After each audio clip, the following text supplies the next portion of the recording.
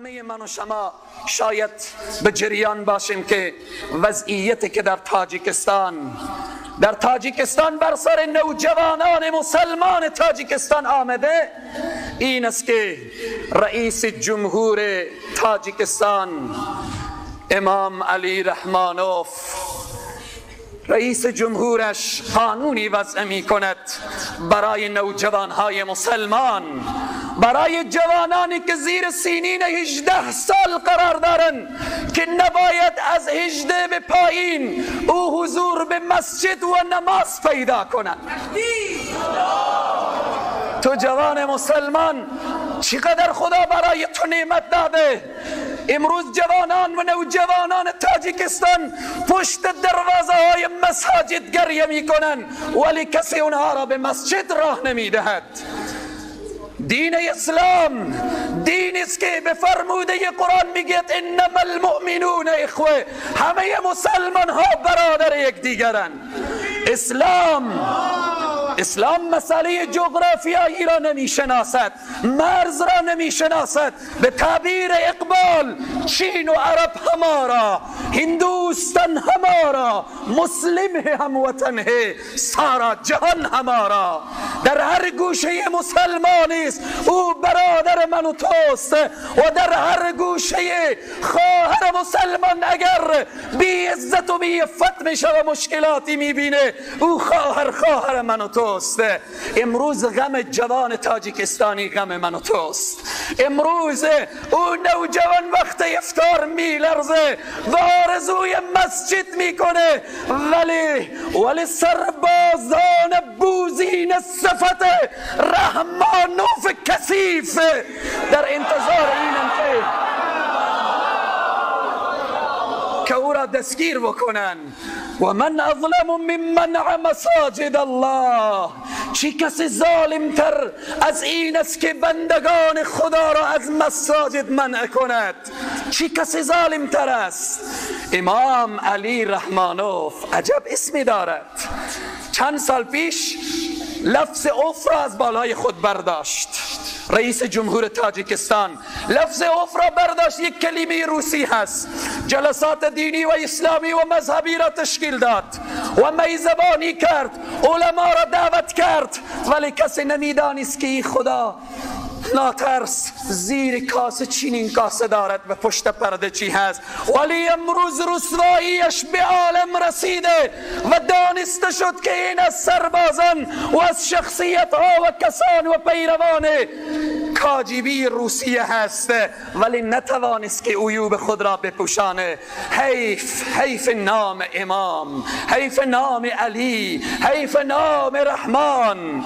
امام یعنی پیشوا ولی امروز امامیت خود را، پیشوایی خود را رئیس جمهور تاجیکستان من میگویم که تو تبدیل کردی به رسوایی. من این فریاد را میزنم، مطمئنم که صدای من به گوش تو خواهد رسید. امروز نوار هاست، سایت هاست، رسانه هاست، من یقین دارم که این صدا را خواهد شنیدی و این را بدان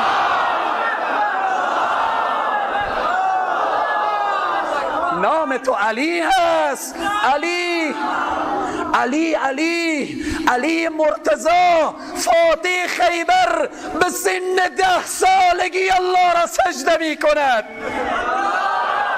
به سن 10 سالگی با الله شنا می شود ولی تو نام خود را علی گذاشتی. مردمان را نوجوانان را از 18 سالگی مانع میشی که به مسجد اینا حق ندارن که داخل بشن. اگرچه این حرف ها دقیق هست، قبل از این که به نماز بیایم یک شب قبل هم برادر این موضوع را اشاره کرد، گفت در یکی از سایت های اینترنتی باز جنایت دیگری را خلاصه مرتکب شده، رسوایی دیگری اعلان کرده که هیچ کس حق نداره در تاجیکستان دیگه نام خود را محمد بگذارد. بنان سروران عزیز و بزرگوار، تو جوان مسلمان درد تو باید با درد جوان و نوجوان تاجیکستانی شریک باشد و یکی باشد. وقت افطار دعا کن تو جوان مسلمان، بناء نامش هست رحمان.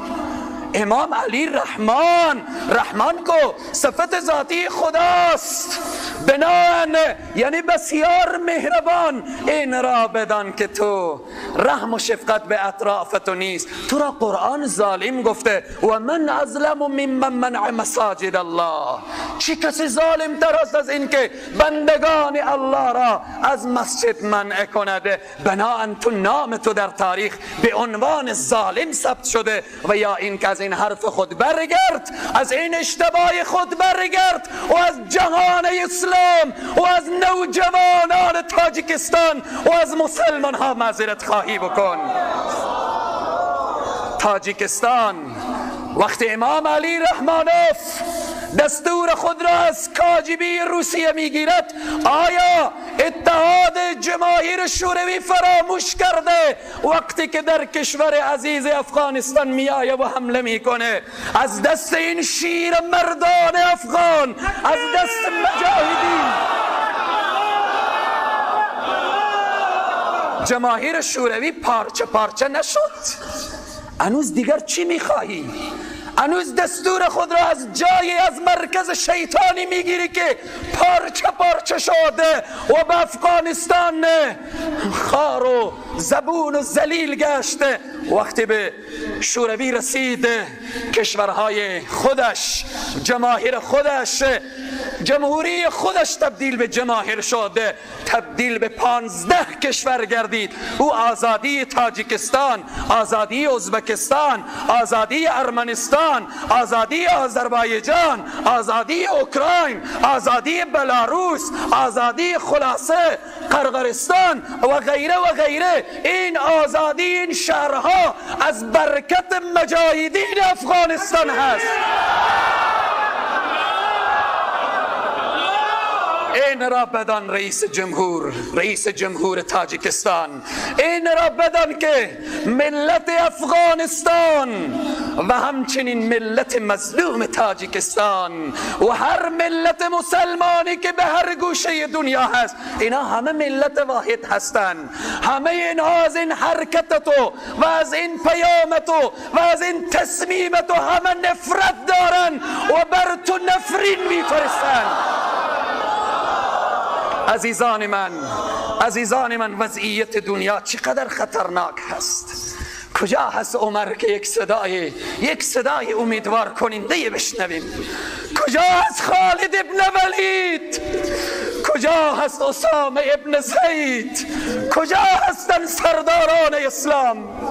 رهبران مسلمان که امروز از خود اقتدار و اختیار ندارند. با کی بگوییم؟ با کجا بگوییم؟ با کدام رئیس جمهور تماس بگیریم که تو دفاع کن از ملت مظلوم تاجیکستان؟ در اخیر اشاره میکنم سروران عزیز، نوجوان تاجیکستانی اجازه نداره مسجد برود، اجازه نداره به درسهای دینی شرکت کنه، اجازه نداره به محافل دینی شرکت کنه. ولی وظیفه تو مسلمان چیست؟ این است که تو آزاد به مسجد می آیی، آزاد الله را عبادت می کنی، آزاد روزه می گیری، آزاد افطار می کنی. متوجه باش که وظیفه و مسئولیت تو وقت افطار و وقت سحر نوجوانان تاجیکستان را از دعا فراموش نکن. به پیشگاه الله عرض خود را بیان بکن. دعا کن که ای الله حکمتهای طاغوت وقت و زمان را در هر گوشه‌ای که هستن ای الله سرنگون بگردان. از هر گوشه‌ای. تا به حال ما یک خبر خوشی از یک رهبر کشور اسلامی ما نشنیدیم که از یک گوشه صدای بلند بشه، تماس بگیره که رحمانوف پای خود را جمع بکن. متوجه باش که این کاری که تو کردی اسرائیل هم نکرده.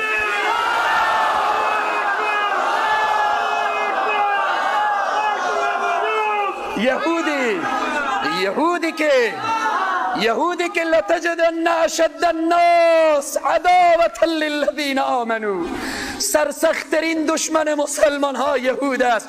تا به حال یهود همچنین قانونی را وضع نکرده که مسلمان ها حق ندارن به مسجد برن، مسلمان ها حق ندارن نام فرزند خود را محمد بگذارن.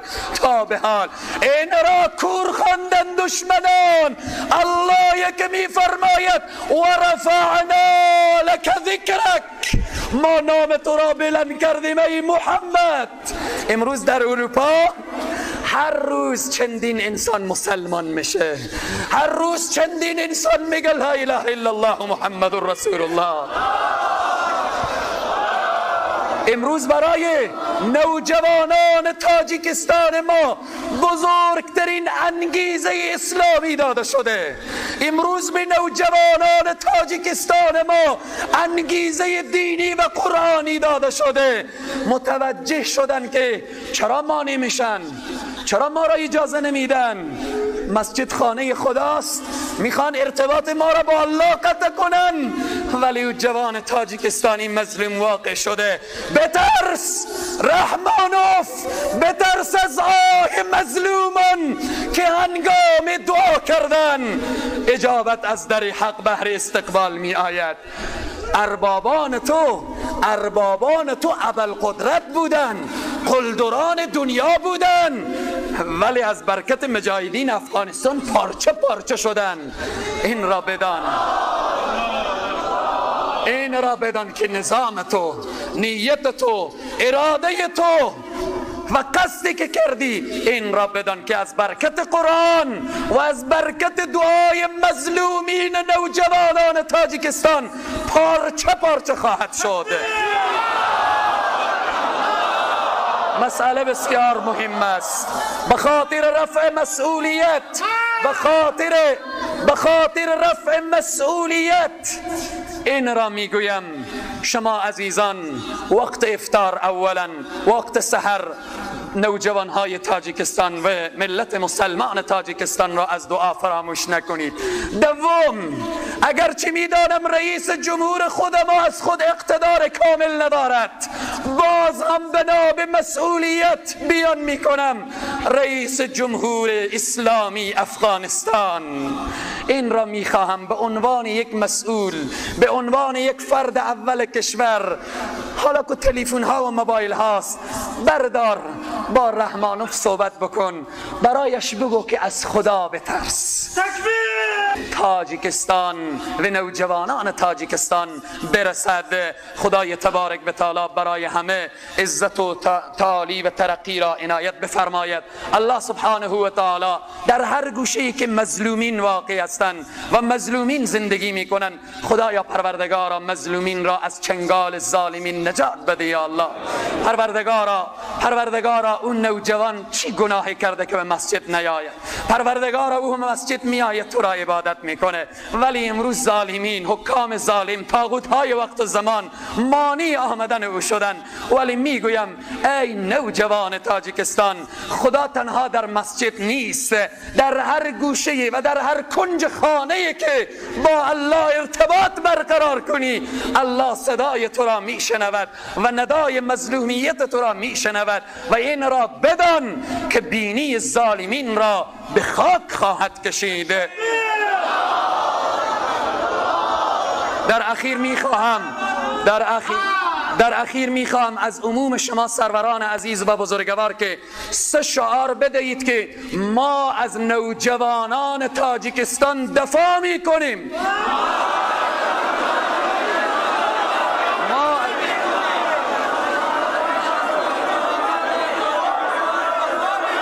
از عقیده خود دفاع میکنیم. نوجوانان تاجیکستان برادر مانند.